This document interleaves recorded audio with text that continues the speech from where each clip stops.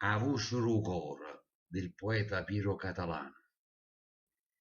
Io non sono giù da scuola, ci capito che sono un masinese analfabeto. Mettere troppa lingua in due pulita, il voto è acqua che non leva sete.